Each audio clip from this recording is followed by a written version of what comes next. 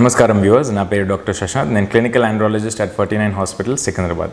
ఈరోజు నేను మీకు మేల్ ఇన్ఫర్టిలిటీ గురించి కొద్దిగా టిప్స్ అండ్ ఇన్ఫర్మేషన్ ఇస్తానండి. సో హస్బెండ్ ఫ్యాక్టర్ ఇన్ఫర్టిలిటీలో ఆల్మోస్ట్ 40 to 50% అంటే 40-50% ఛాన్సెస్ ఉంటాయి.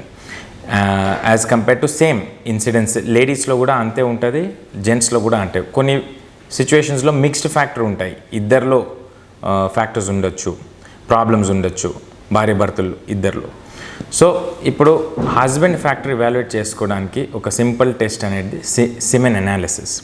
కానీ ఇది ఓన్లీ వన్ టెస్ట్ కాదు, మొత్తం తరో ఇవాల్యుయేషన్ ఉండాలి హస్బెండ్ది. ఈ తరో ఇవాల్యుయేషన్ అంటే కరెక్ట్గా మీ డాక్టర్కి హిస్టరీ మీరు ఇవ్వాలి. హిస్టరీ అంటే మీకు అన్ని డీటెయిల్స్ అడతారు డాక్టర్స్. ఫర్ ఎగ్జాంపుల్, ముందు ఏదైనా మెడికల్ ప్రాబ్లమ్స్ ఉన్నాయా మీకు, ఆర్ ఇన్ఫెక్షన్స్ వచ్చినాయా. For example mumps infection, tuberculosis infection, ఇలాంటి ఇన్ఫెక్షన్స్ ఉంటే డైరెక్ట్లీ టెస్టిస్ మీద ఎఫెక్ట్ పడతాయి దాన్ని. And second is genetic history. ఫ్యామిలీలో ఏదైనా జెనెటిక్ డిజార్డర్స్ ఉన్నాయా, ఇన్ఫర్టిలిటీ హిస్టరీ ఉందా లేదా, ఇది ఇంపార్టెంట్. మళ్ళీ లైఫ్ స్టైల్ రిలేటెడ్ కూడా ప్రశ్నలు అడతారు మీరు విజిట్ చేసినప్పుడు. For example smoking, alcohol, substance abuse. So ఇవి బేసికలీ స్మోకింగ్ కొద్దిగా, even small quantities of cigarettes తాగితే కూడా, ఆర్ ఆల్కహాల్ ఇంటేక్ ఎక్సెసివ్లీ అంటే 180 ml per week దాటి alcohol intake, severely binge drinking అంటారు. సో బింజ్ డ్రింకింగ్ చేసిన వాళ్ళకి డెఫినెట్లీ టెస్టిస్కి ఎఫెక్ట్ పడుతుంది, స్పర్మ్ కౌంట్ తగ్గొచ్చు, అండ్ సెక్షువల్ పర్ఫార్మెన్స్ కూడా ఓవర్ ద ఇయర్స్ తగ్గుతాయి.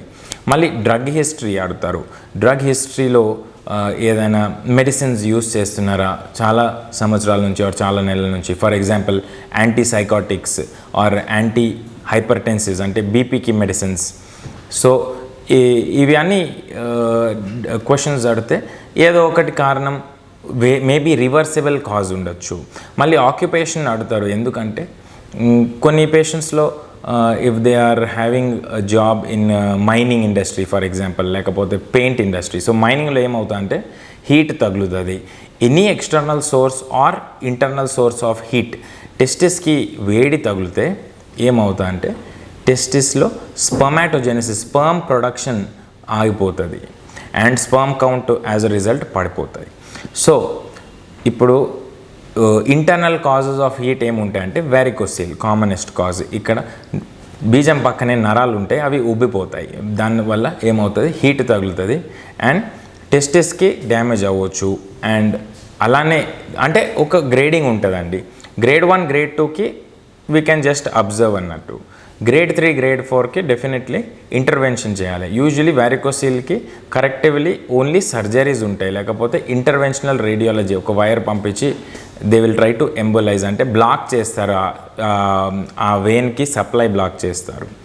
సో ఇవి అన్ని మోడాలిటీస్ అండి. సో కారణం వెతకాలే. మోస్ట్లీ 65% ముగ్గురులో ఇద్దరికి కారణం దొరికిపోతాయి మేల్ ఇన్ఫర్టిలిటీలో.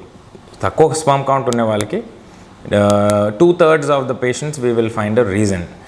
అండ్ దీంట్లో మళ్ళీ 80% రీజన్స్ రివర్సబుల్ ఉంటాయి. Only 20%, for example genetic or autoimmunological problems ఉన్న వాళ్ళకి అది మళ్ళీ ఒక్కొక్కసారి ఇట్ విల్ బీ ఇర్రివర్సబుల్, అప్పుడు కౌన్సిలింగ్ చేస్తారు. సో ఇలా. So 1/3 of the times idiopathic అని, దానికి కారణం ఏమీ ఉండదు. సో అలాంటి కేసెస్లో ఎంపెరికల్ థెరపీ ఇస్తారు. సో వీర్యంలో జస్ట్ స్పర్మ్స్ కాకుండా ఇంకా పారామీటర్స్ ఉంటాయి. ఫర్ ఎగ్జాంపుల్ దాని యాసిడిటీ ఎంత ఉంది, వాల్యూమ్ ఎంత ఉంది, దాంట్లో ఫ్రక్టోస్ ఉందా లేదా.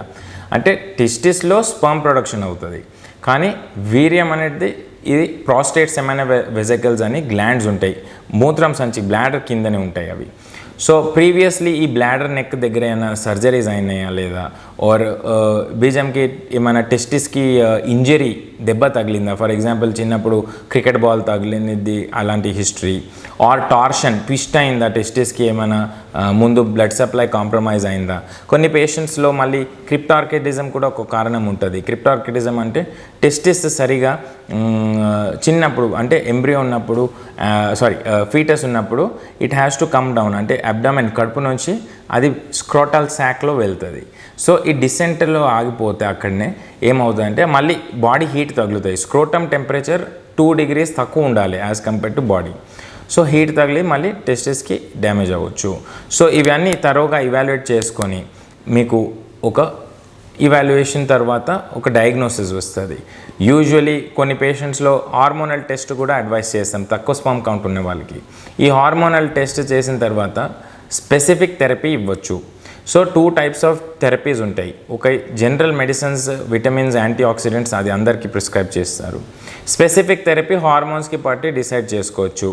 ఏదైనా టెస్టోస్టెరాన్ తక్కువ ఉంటే అండ్ అన్ని హార్మోన్స్ తక్కువ ఉంటే అప్పుడు మెడిసిన్స్ అండ్ ఇంజెక్షన్స్ది most of the times benefit ఉంటుంది.